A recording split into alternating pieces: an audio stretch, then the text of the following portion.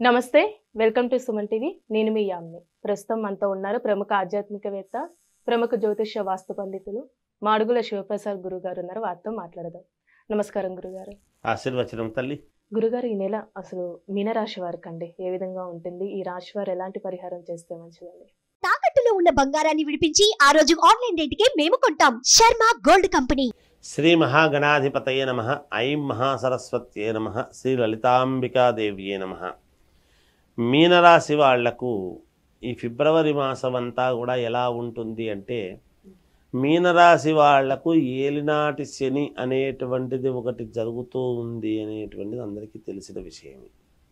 పైగా రాహువు ఇక్కడ ఉండటం అనేటువంటిది జరుగుతున్నది దాదాపు సంవత్సర కాలం పాటు. ఎప్పుడైతే చాలా కాలం రాహువు కూడా ఇక్కడే ఉంటున్నాడో, ఆ రాశి ప్రకారంగా ఉంటుందో, ఇక్కడ శారీరకమైనటువంటి శ్రమ, కొన్ని పనులకు అడ్డంకులు సృష్టించటము, మానసికమైనటువంటి ఆందోళన ఉండినప్పటికీ ఒక అనూహ్యమైనటువంటి వ్యక్తి వీళ్ళ జీవితాల్లోకి ఎంటర్ అయ్యి కొంత మేలు జరిగేటువంటి అవకాశంగానే ఉన్నది ఈ మాసంలో. ఎవరు పరిచయం అవుతారు? గతంలో తెలిసినవాడు కొంతకాలం మర్చిపోయి మళ్ళా రావటమా, లేదా కొత్త వ్యక్తి పరిచయం కావటమా, లేదా స్నేహితుడి ద్వారా ఇంకొకరి ద్వారా పరిచయం కావటమా, లేదా దైవానుగ్రహముతో పరిచయం కావటమా, అది ఎలాగా అనడానికి మనం లేదు.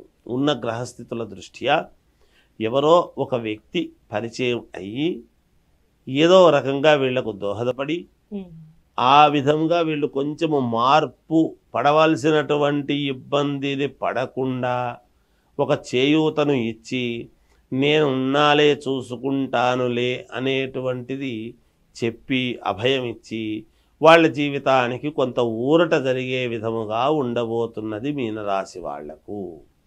వీళ్లకు శ్రమ పడుతుంటారు, చేస్తుంటారు.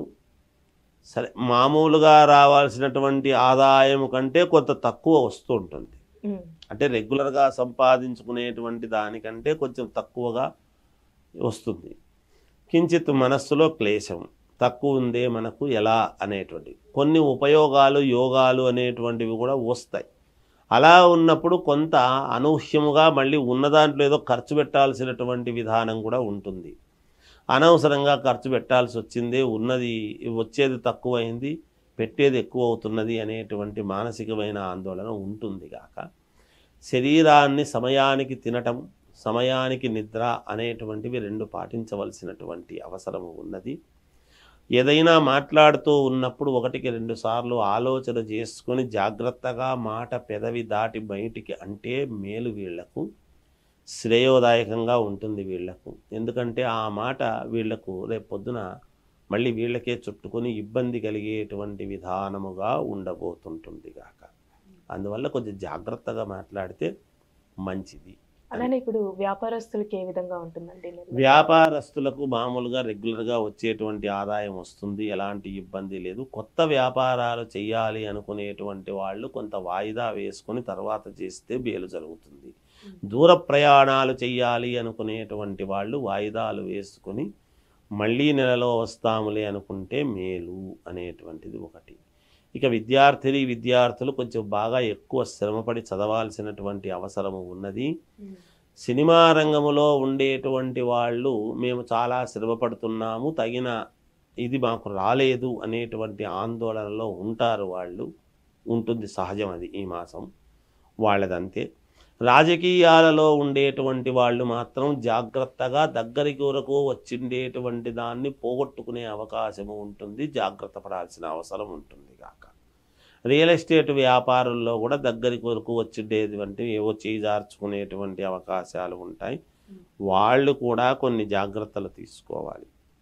ఏది ఏమైనా ఈ రాశి వాళ్ళు కొంచెం అగ్ని సంస్కారం అంటే యజ్ఞేశ్వరుడి వలన మేలు పొందే అవకాశాలు ఉన్నాయి కాబట్టి యజ్ఞయాగాది క్రతువులలో పాల్గొనడము, దైవ దర్శనాలకు కొంచెం ఎక్కువగా వెళ్ళటము, క్షేత్ర దర్శనం అనేటువంటిది ఎక్కువగా చేయడం వలనను, గురువుల వద్ద ఎక్కువగా వీళ్ళు మాట్లాడుతూ చేస్తూ ఉండేటువంటి దాని వలన మంచి ఆలోచనలు రావటము ఇలాంటివి జరుగుతాయి.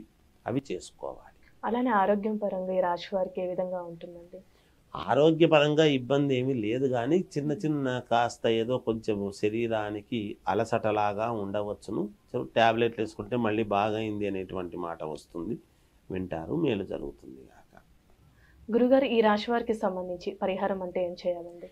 పరిహారాలు అనేటివి నేను చెప్తున్నాను కదమ్మా. యజ్ఞయాగాది క్రతువులలో పాల్గొనటము కానీ, గోవులకు కాస్త గ్రాసం తినిపించటం అనేటువంటి విషయంలో కానీ, లేదా గురువుల వద్ద ఎక్కువ సమయము గడిపి వాళ్ళతో తెలుసుకోవాల్సినటువంటి విషయాలు తెలుసుకొని వాళ్ళ జీవితానికి కావాల్సినటువంటి ముందుకు వెళ్ళటానికి కావాల్సిన నిర్ణయాలు తీసుకోవటము కానీ, ఇలాంటివి క్షేత్ర దర్శనము చేయటము కానీ, తర్వాత మామూలుగా గుళ్ళు గోపురాలు తిరగటము, నదీ స్నానాలు అనేటువంటివి చేయటము కూడా శ్రేయస్కరమే.